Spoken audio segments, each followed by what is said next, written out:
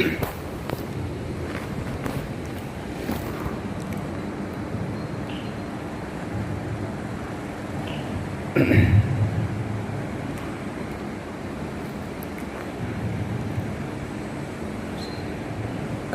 لله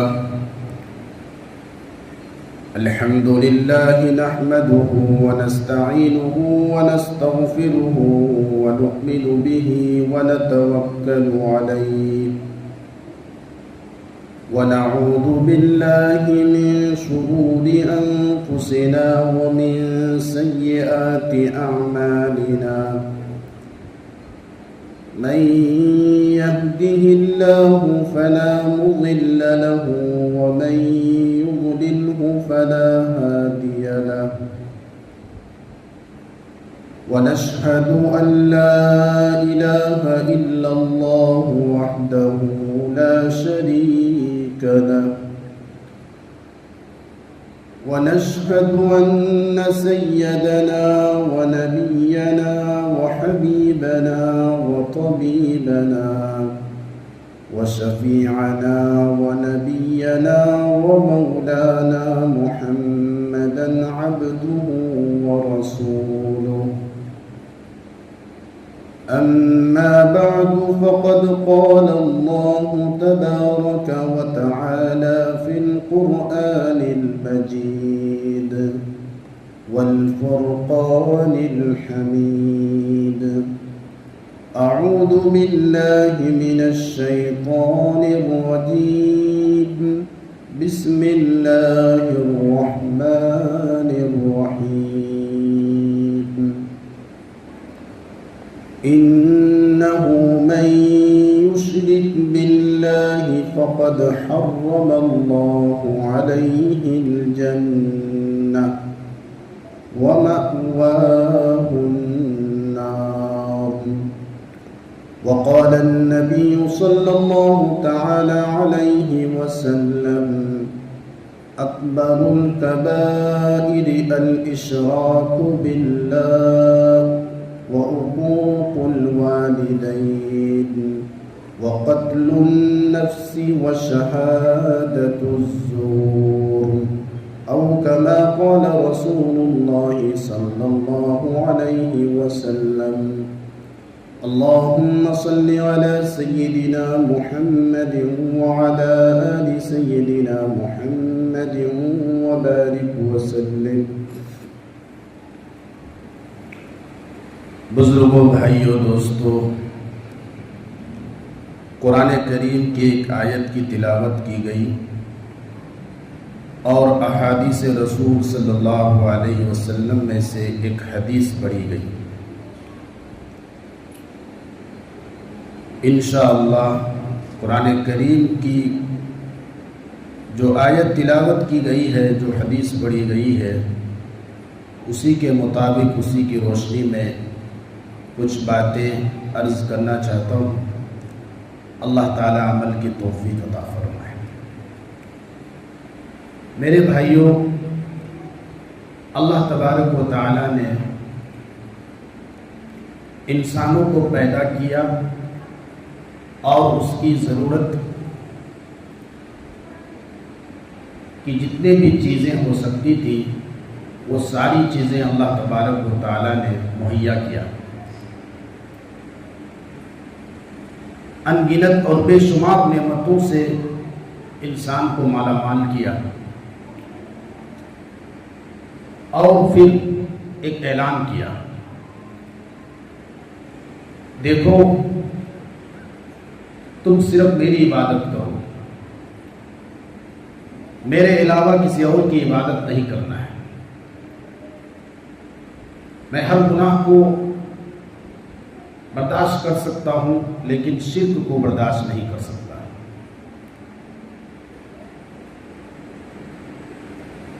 ہر قسم کی خطاؤں کو معاف کر سکتا ہوں لیکن شرک کو میں معاف نہیں کر سکتا.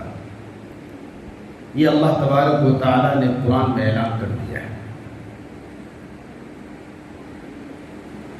اور شرک اتنا بڑا جرم عظیم ہے اور اللہ کو اتنا ناپسند ہے، اتنا ناپسند ہے کہ کہ شرک اگر وہ کرنے والا کوئی نبی کے خاندان میں سے بھی ہو تو اس کے لیے بھی معافی نہیں. شرک کرنے والا نبی کا باپ ہو، نبی کا بیٹا ہو، نبی کے خاندان میں سے ہو، نبی کا کتنا بھی قریبی ہو، کوئی بھی ہو، اللہ تعالیٰ مشرک کو معاف نہیں کرتا ہے. قرآن کریم میں اللہ تبارک و تعالیٰ نے فرمایا اِنَّهُ مَن يُشْرِكْ بِاللَّهِ کہ جو اللہ کے ساتھ شرک ٹھہرائے فقد حرم اللہ علیہ الجنہ جنت ہمیشہ کے لیے اللہ نے اس کو حرام کر دیا ہے. وَمَأْوَاهُ النَّارُ اور مشرک کا ٹھکانہ جہنم ہے. اب ہمیں یہ سمجھنا ہوگا کہ شرک کیا ہے اور شرک کی کتنی قسمیں ہیں. تو شرک کہتے ہیں اللہ کی ذات کے ساتھ، اللہ کی کسی صفت کے ساتھ، یا اللہ کی عبادت میں اللہ کے کسی حق میں کسی غیر کو شریک ٹھہرانا. شرک کی عام طور پر 3 قسمیں علماء نے بتایا. ایک ہے شرک فی الذات، یعنی اللہ کے ذات میں کسی کو شریک ٹھہرانا. مثال کے طور پر اللہ کے جیسا کوئی اور معبود، یعنی اللہ کا کوئی بیٹا، کسی کو بیٹا ماننا، اللہ کے لیے کسی کو جو ہے یہ سمجھنا کہ اللہ کا کوئی بیٹا ہے، اللہ کی کوئی اولاد ہے، اللہ کی کوئی بیوی ہے، اس کا کوئی خاندان ہے، تو اللہ کی ذات میں شریک ٹھہرانا. جس طریقے سے عیسائی لوگ جو ہے وہ عیسیٰ علیہ السلام کے بارے میں ان کا یہ عقیدہ ہے کہ یہ اللہ کا بیٹا ہے، اور اللہ کا بیٹا ہی نہیں، اللہ کا سلبی بیٹا مانتے ہیں، یعنی حقیقی بیٹا. تو یہ اللہ کی ذات میں شریک ٹھہرانا ہوا ہے. اللہ کے لیے بیٹیاں ماننا. قرآن کریم میں اللہ نے فرمایا قُلْ هُوَ اللَّهُ أَحَدٌ، اللہ بالکل اکیلا ہے، ایک ہے، اور وہ لم یلد ولم یولد ہے، یعنی نہ اس کو کسی نے جنا، نہ اس نے کسی کو جنا، نہ وہ کسی کی اولاد نہ کوئی اور اس کی اولاد ہے. تو وہ اکیلا ہے، تنہا ہے، وحدہ لا شریک ہے. تو اللہ کی ذات میں کسی کو شریک ٹھہرانا یہ سب سے بڑا شرک ہے. اور ایک ہے صفات میں شریک ٹھہرانا. اب اللہ تعالیٰ کی بہت ساری صفات ہیں. ایک تو وہ صفات ہیں جو عام انسانوں کے بھی ہیں. مثال کے طور پر ہم دیکھتے ہیں، اللہ بھی دیکھتا ہے. ہم سنتے ہیں، اللہ بھی سنتا ہے. ہم بولتے ہیں، اللہ بھی بولتا ہے. ہم جانتے ہیں، علم رکھنے والے بہت سارے عالم ہوتے ہیں، تو اللہ بھی عالم ہے. لیکن ہمارا دیکھنا، ہمارا سننا، ہمارا بولنا اور اللہ کا دیکھنا، اللہ کا بولنا، اللہ کا سننا، دونوں میں کوئی جوڑ نہیں. یہ ہمارا عقیدہ ہے.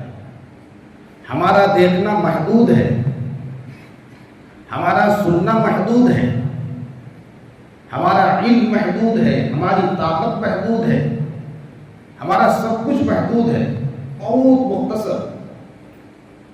اور اللہ کا دیکھنا، اللہ کی سماعت، اللہ کی بصارت، اللہ کا علم، اللہ کی طاقت، قدرت، سب کچھ لامحدود ہے.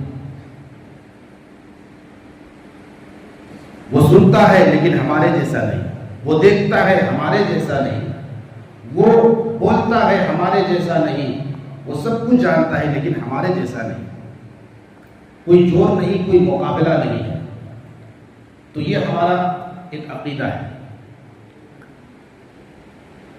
چنانچہ قرآن کریم میں اللہ تبارک و تعالیٰ نے اپنے محبوب کو فرمایا کہ آپ کو جو علم دیا گیا ہے وہ بالکل دریا میں کوئی سوئی اگر ڈالا جائے تو اس سوئی کے کنارے میں جتنا پانی آئے گا اتنا ہی رسول اللہ صلی اللہ علیہ وسلم کو علم دیا گیا ہے. وَمَا أُوتِيتُم مِّنَ الْعِلْمِ إِلَّا قَلِيلًا کہ میرے محبوب آپ کو تو وہ تھوڑا سا علم دیا گیا ہے. چنانچہ ایک مرتبہ ایسا اللہ کے رسول نے مثال سے سمجھایا کہ ایک دریا میں کوئی پرندہ آ کر کے اس مثال سے سمجھایا کہ کوئی پرندہ اگر پھونک مارے اور اس کے چونچ میں جتنا پانی آئے گا اتنا اللہ نے علم جو ہے ہمیں دیا ہے، دنیا کو دیا ہے، اور پورے سمندر کے برابر، دریا کے برابر جتنا علم ہے وہ اللہ کے پاس ہے. ہم ایک آدمی کو سنتے ہیں اور بازو میں کوئی دوسرا آدمی بولتا ہے تو ہم کو ڈسٹرب ہو جاتا ہے. ہم بولتے ہیں بھائی ذرا چپ رہو، ذرا ہم بات کر رہے ہیں. موبائل میں ہم بات کرتے ہیں، بازو میں دو آدمی اگر بولنے لگتا ہے تو ہمارے سماعت کو اور سننے کو خلل پہنچ جاتا ہے. اتنا کمزور ہماری سماعت ہے.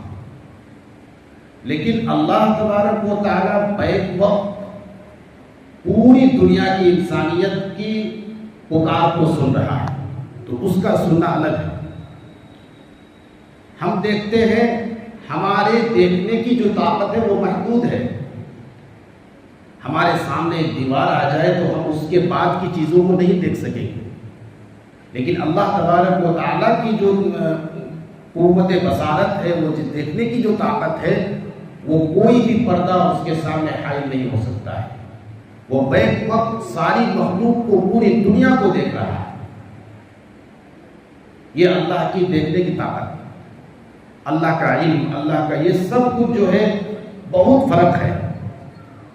اب اگر کوئی یہ عقیدہ رکھے کہ جس طریقے سے اللہ سنتا ہے کوئی بندہ بھی اسی طریقے سے سن سکتا ہے، تو اس نے اللہ کی صفات میں شرک کیا. کوئی یہ عقیدہ رکھے کہ جس طریقے سے اللہ کے پاس علم ہے اتنا ہی علم، اسی جیسا علم بندوں کے پاس، کسی بندے کے پاس ہے، تو یہ اس نے شرک کیا. اسی طریقے سے کسی بھی صفت میں ہماری طاقت محدود ہے. اگر کوئی یہ عقیدہ رکھتا ہے کہ فلاں کے پاس اتنی طاقت ہے جتنی طاقت اللہ کے پاس ہے، تو اس نے صفات میں شرک کیا. اللہ تبارک و تعالیٰ اولاد دینے والی ذات اللہ کی ہے، بیماریاں دینے والا اللہ ہے، پریشانیاں دینے والا اللہ، پریشانیوں کو ٹالنے والا اللہ،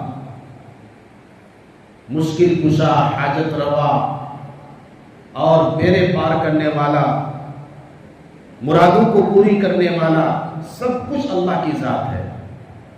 کسی انسان کے تعلق سے کوئی اگر یہ عقیدہ رکھتا ہے کہ یہ میری مراد پوری کرے گا، اس کے پاس اتنا اختیار ہے، اتنی طاقت ہے کہ یہ میری مرادوں کو پوری کر دے گا، میری خواہش کو پوری کر دے گا، میری ضرورتوں کو پوری کر دے گا، اور اسی طریقے سے کوئی بھی ایسا عقیدہ کہ وہ عقیدہ اللہ کے ساتھ خاص ہے، کسی بندے کے ساتھ اگر کوئی عقیدہ رکھتا ہے تو وہ شرک کرتا ہے. فلاں کے پاس جاؤں گا، یہ کروں گا تو مجھے اولاد ہو جائے گی، فلاں کے پاس جاؤں گا تو میرا جو کاروبار کمزور ہو گیا ہے، ڈاؤن ہو گیا ہے، وہ اٹھ جائے گا، فلاں کے پاس جاؤں گا بیٹا پیدا ہو جائے گا. تو یہ جو ہے شرک ہے، شرک، صفات میں شرک.